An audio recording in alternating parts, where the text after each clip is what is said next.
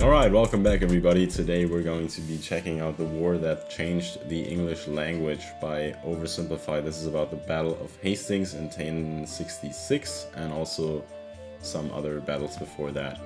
So yeah, it's an interesting time in history. It's the 11th century, so at the end of the Viking Age, sort of pretty much in the middle of the Middle Ages, more or less. And obviously England had started to form, let's just say, in the centuries before that, and same thing with France. And let's just dive right into this. England in the Middle Ages. The sun is shining, the birds are singing, the children are playing in the village square. What a wonderful time to be alive! Hey, you're dying of dysentery. And also we're being raided by Vikings. What an awful time to be alive! It's the year 900. Europe is a Viking's wet dream. Raids galore. Hey, you want to go raid Paris? Okay. That particular raid didn't go too well, but the king of the Franks said, "You guys are pretty tough and scary. How about we give you land in northern France, and in return, you protect us from other Vikings?" And it was agreed. The Vikings set up the Duchy of Normandy, and then they went full-on French, converting to Christianity, learning the language, and making babies with the locals. England also had its fair share of Viking problems. In the 800s, Danish Vikings had conquered most of the country, but the Anglo-Saxons eventually managed to kick them out, although they left behind a bunch of Viking settlers. Now this guy's king. He sucks. Replace him with his brother. And he was like, "Hey baby, how you doing?" and had a son, and then turned around and was like, "Hey baby, how you doing?" and had another son. And then he died and no one was sure which son to make king. This one, because he's older. Not if I have anything to do with it. That works for us too. Then he grew up and married the Duke of Normandy's daughter and had a bunch of kids. Remember this one. He's important. Then his advice... I love how just completely insanely quick the original, the first few oversimplified videos were. You know, the last video that I filmed was the American Civil War, and there you could already see sort of the way that the channel would eventually go, making more, you know, elaborate jokes and everything. And I prefer it over, you know, just rapid fire, but this also has somewhat of a charm to it. Advisors came to him and said, "Hey man, all those Viking settlers that are living here, they might band together and kill you. Well then, why don't we kill them first?" And so it was. This pissed off the Danish king, who launched an invasion, and the Vikings conquered England once again. Then the Anglo-Saxons unconquered it, then the Vikings reconquered it.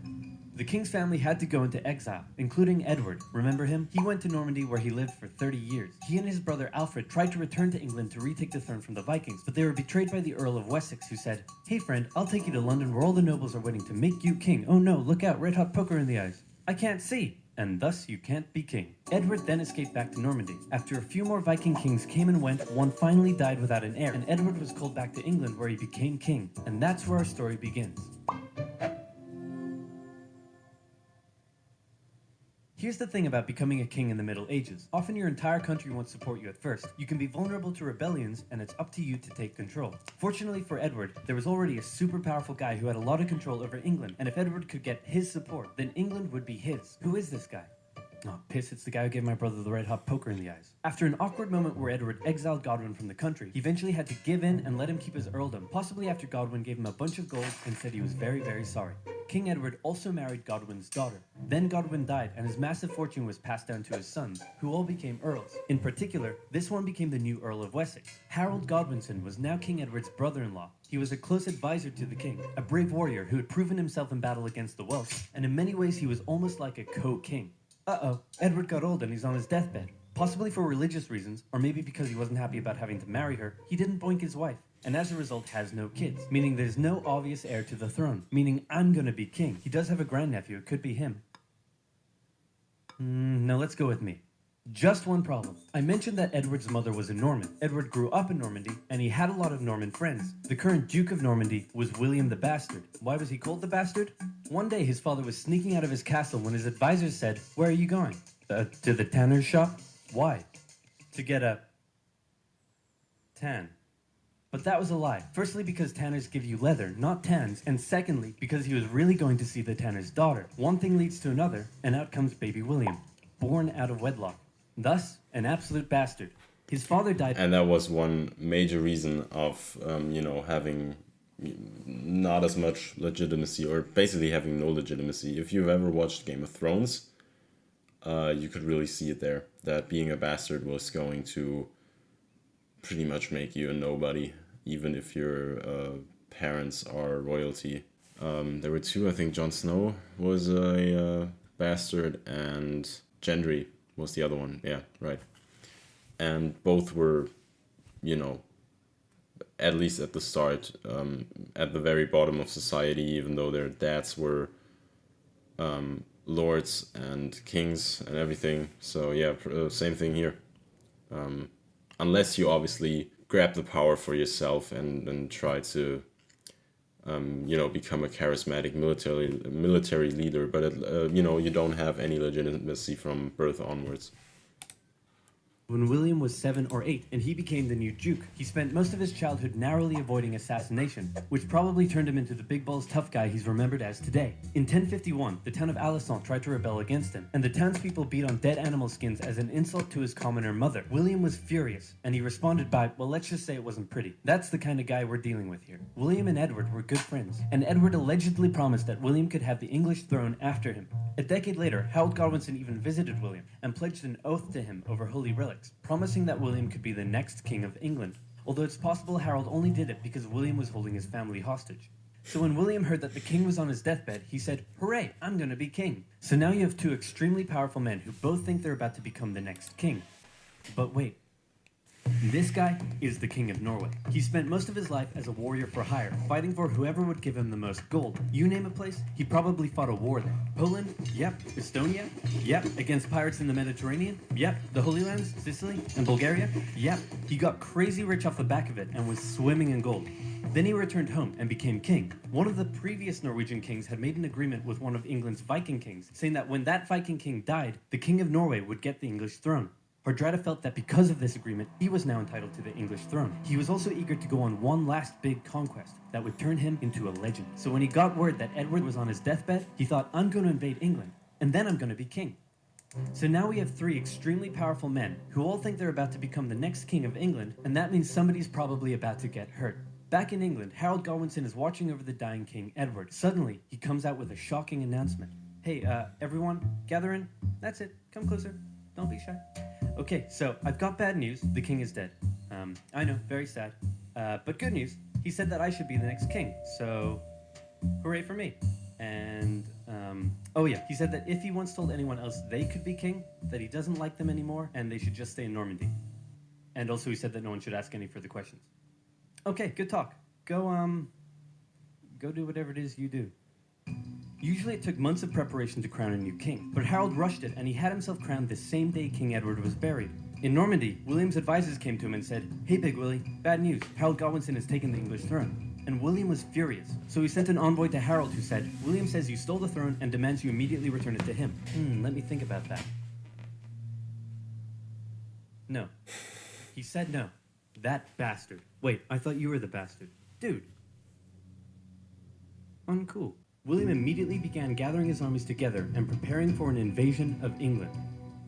Now, killing a king was generally frowned upon in old-timey Europe because they were considered to have been chosen by God himself. So back in Normandy, William had to get God on his side. He needed the Pope's blessing for his conquest, so he went to the Pope and said, Godwinson made an oath to me over holy relics, and then he usurped the throne. Can I kill him? Sure, why not? So the Pope gave William his blessing, meaning William now had God on his side. Everything was ready to go. Just one problem. The wind. It was blowing the wrong way, and William had to wait with his army in Normandy, while Godwinson waited with his army in the south of England. They waited, and waited, and waited, and then William said screw it and sailed for England and got shipwrecked because the wind was blowing the wrong way. So then he decided to keep on waiting. They waited for 2 months and the wind never changed. Eventually Godwinson got bored and also ran out of food for his soldiers, so he sent them all home and he returned to London. The south coast was undefended and all William could do was keep waiting. While the northerly wind kept William in Normandy, it was carrying Hardrada and his Viking army to England. Hardrada landed near the old Viking city of York and defeated a regional army led by the Northern Earls, and York surrendered.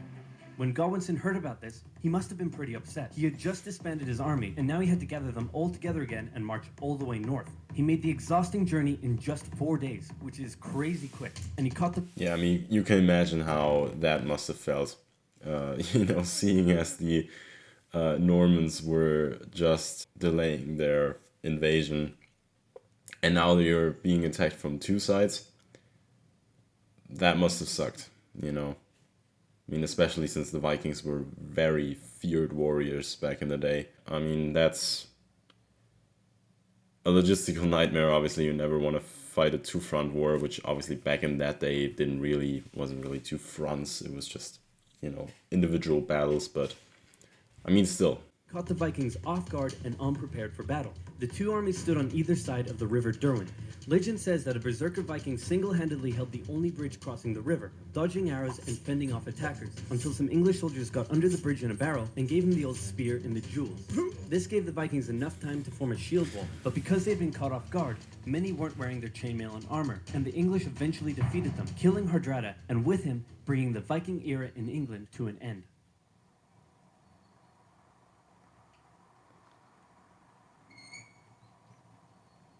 Finally, William's fleet of over 700 ships and 14,000 men set sail and landed on the English coast at Pevensey and set up camp near Hastings. And Harold was still all the way in York. His exhausted army had to march all the way south just days after their battle with the Vikings. Harold made it to London and considered just staying there and waiting for William to come to him. But William forced Harold's hand by burning down a bunch of villages. Harold's army set out and met William's on the 14th of October, 1066, and both sides prepared themselves for the Battle of Hastings. The English were on a hill, so they decided to stay there because it was a good defensive position. The Normans approached, and the two sides probably spent a while yelling at each other. William and the Normans had a few tactical advantages over the English. The first were the archers. The Normans sent volley after volley of arrows at the English, who formed a shield wall in defense. Then William sent his infantry up the hill. The English threw anything they had at them, and the Normans couldn't break through the shield wall. Then the Normans' next tactical advantage came into play.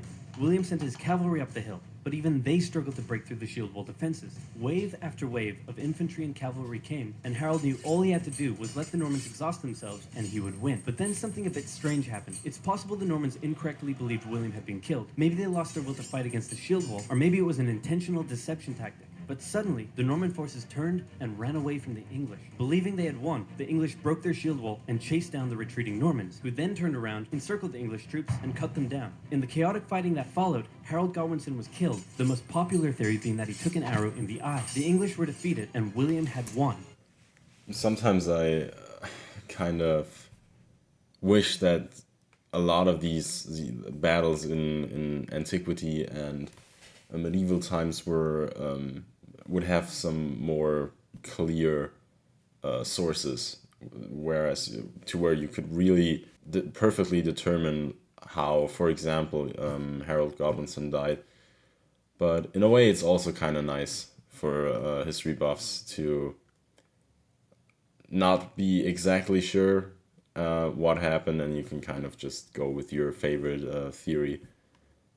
Especially with stuff in antiquity, the Roman Empire and everything before that, ancient Greece, ancient Mesopotamia, and all that good stuff. He was no more just a bastard. Now he was a conqueror. At first, the English nobles were reluctant to make him king, but William burned down a few more villages, and the nobles eventually gave in and offered him the crown. As he was coronated, the local villagers in Westminster let out a cheer of support, but William thought it was a riot, so he burned down the village. William then had to go on a long and costly campaign of quelling rebellions and burning down villages all over England to force the people into submission. And England went through a massive transformation under its new Norman rule. English nobles were replaced with Normans. They built castles and grand cathedrals, but one of the most interesting changes occurred within the English language. The Normans brought their dialect of French to England, and it merged with Old English in ways we still live with today. First of all, the Normans were obviously the ones in power, so words related to power like government, judge, castle, and crown come from the Normans. Words that are considered posher or more refined are usually the Norman ones. At first, the Anglo-Saxons probably weren't that friendly to the Normans, while the Normans likely weren't that amiable towards the Anglo-Saxons. An Anglo-Saxon might come into a room, but a Norman would enter into a chamber. An Anglo-Saxon might buy themselves a shirt, while a Norman would purchase a blouse. And while that filthy peasant's new shirt may be fair, the Norman blouse is absolutely beautiful. The Normans actually considered some Anglo-Saxon words so crude that I can't even say them on YouTube. But there's more. Ask an Anglo-Saxon what job he does, and he might respond with some low-level trade, such as a baker, a miller, or a shoemaker. But a Norman has a skilled trade, like a painter, a tailor, or a merchant. The Anglo-Saxon farmers working in the fields owned many cows, pigs, and sheep, but once they were served up in a Norman banquet, they became beef, pork, and mutton. And written English changed too. Since many Anglo-Saxons couldn't write, the written language was romanticized. Your annoying friend that says Cool Whip might just be speaking an Old English dialect, as the Anglo-Saxons originally wrote it when, where, and what, but the Normans swapped the W and H around, and the long English A vowel sounded more like an O to the Normans, so you can thank them that you live in a home, not a ham. Alright, so that was the Battle of Hastings. Obviously super interesting time. This battle would obviously give the historical context to the story of Robin Hood. It's often a pretty overlooked period in history. A lot of people sort of sleep on the Middle Ages, including me, sort of. I'm more so like a Roman Empire type of guy. And then, you know, sort of modern age, but a lot of people would kind of dismiss the medieval times as just being this kind of dark age, and the dark ages weren't all that fun, but by that point they were pretty much over. It's interesting to see, obviously, looking at how the English language would look like, or would sound like more so today if the well, either the Anglo-Saxons had won or even the Vikings before that. So yeah, thank you guys for watching. If you want to support the channel, leave a like and subscribe and all that good stuff. So yeah, I'll see you guys next time. Take care and bye.